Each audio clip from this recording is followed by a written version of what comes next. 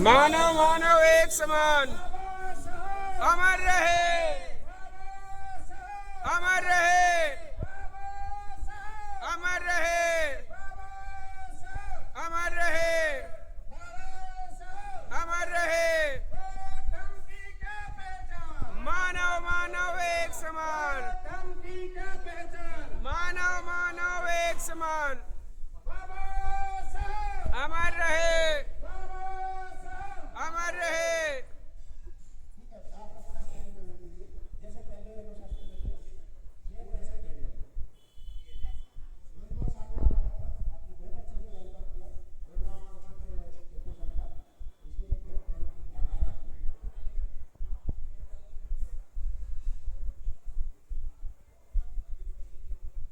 आप सभी का ऊर्जा देंगी और सभी ऊर्जा है मेरा बच्चे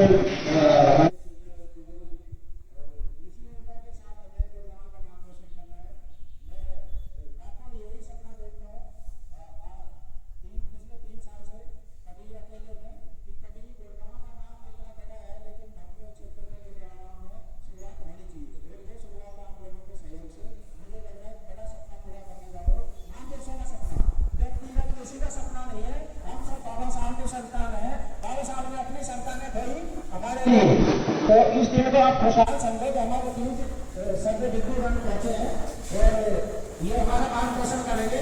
तो हमको भगवान का दर्शन करते हैं। बाबा साहेब को महिला की उन्नति से क्यों आंका, समाज की उन्नति के? क्योंकि जिस परिवार को उन्नति करनी है उसकी महिलाएं जागरूक होनी चाहिए, उसकी महिलाएं संस्कारित होनी चाहिए, उस परिवार की महिला दम्मिक होनी चाहिए। यदि हमारी महिला धर्मिक होगी तो हमारे बच्चे धर्मिक होंगे, हमारे बच्चे संस्कारित होंगे। जो माँ के पास है वही वो बच्चों को देती है, लेकिन हम धर्म के पास नहीं हैं। तो पहली बात तो ये है, ये ग्रंथ हमारे घरों में होना चाहिए। हमारी महिला पुरुष को भी होना चाहिए, उनकी पूरी जिम्मेवारी है।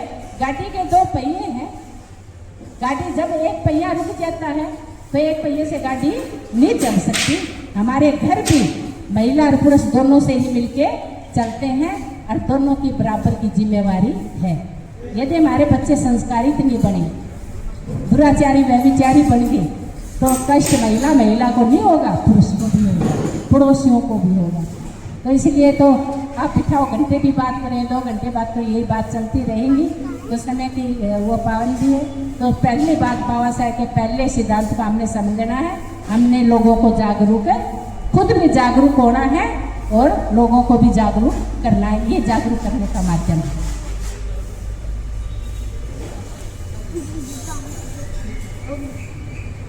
तो दूसरा बाबा साहब ने एजिटेट का मतलब आंदोलित करना। हम जो समझ गए, जो जागरूक हो गए, वो समाज में जाए, लोगों को समझाए कि आज हमारे समाज में, हमारे घरों में दुखों के कारण क्या है, क्या कारण, हम गरीब क्यों हैं, क्यों हैं हम दुखी, क्यों है हमारे घरों में नशे, क्यों हमारे बच्चे या हम दुराचारी व्यभिचारी हैं। हमने इसके कारण लोगों को बताने हैं। जब लोग इसके कारण जानेंगे, अपनी बुराइयों को छोड़ना शुरू करेंगे। तो जब बुराइयों को छोड़ना शुरू करेंगे तो इसको कहते हैं आंदोलित होना, टू एजिटेट। ये बाबा साहेब ने दूसरा सिद्धांत दिया। हमने लोगों को पहले जागरूक करना है, फिर एजिटेट करना है, उन्हें आंदोलित करना, बुराइयों के प्रति जागरूक करना है, ताकि उन बुराइयों को समझ के वो उनको छोड़ने लग जाए। दूसरा सिद्धांत ये बाबा साहेब ने दिया। बहुत बात की जा सकती है समाज थोड़ा। तीसरा है एंड ऑर्गेनाइज। राज की बात सब करते हो, चाहिए राज सभी को?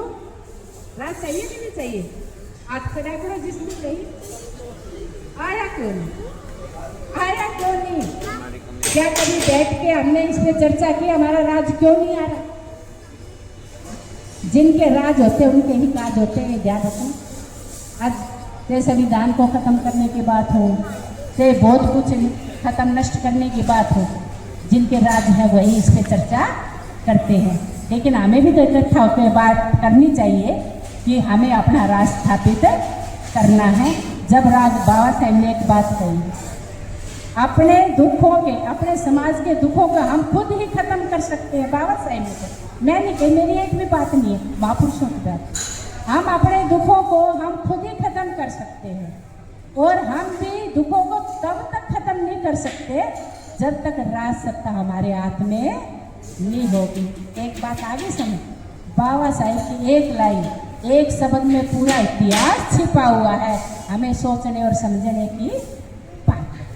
तो आपके समझ आए, जब तक हम अपनी समस्याओं का समाधान तब तक नहीं कर सकते, हम अपने दुखों को तब तक खत्म नहीं कर सकते जब तक राज सत्ता हमारे हाथ में नहीं होगी। हम अपने बच्चों को संस्कारित तब तक नहीं कर सकते, हम अपना और अपने बच्चों का जीवन श्रेष्ठ तब तक नहीं बना सकते जब तक हम धर्म के बारे में नहीं जानेंगे, धर्म हमारे घरों में स्थापित नहीं होगा। तो धर्म की बात है, धर्म क्या, बुद्ध धर्म, बुद्ध का मतलब ज्ञान है, कोई बुद्ध का मतलब ज्ञान है, बुद्ध ने अपना नाम नहीं रखा है, ये ज्ञान। तुम्हें घसीट घसीट के स्कूल का रास्ता दिखाने के लिए हमारे पता नहीं कितने महापुरुष गुजर गए, लेकिन तुम लोगों के एक भी समझ में नहीं आई, एक भी। तुम्हें तो मंदिर ही चाहिए। अरे मेरे प्यारे बहुजन भाई बहनों, अपने बच्चों को पढ़ाइए लिखाइए, कामयाब बनाइए, ताकि आप लोग जॉब करें और आपका घर का हालात सुधरे, वरना ऐसे ही अंधविश्वास से जैसे आप लोग चले गए ऐसे ही आप लोग जाओगे। जय भीम, जय भारत, जय संविधान। वीडियो कैसी लगी ज़्यादा से ज़्यादा शेयर करना।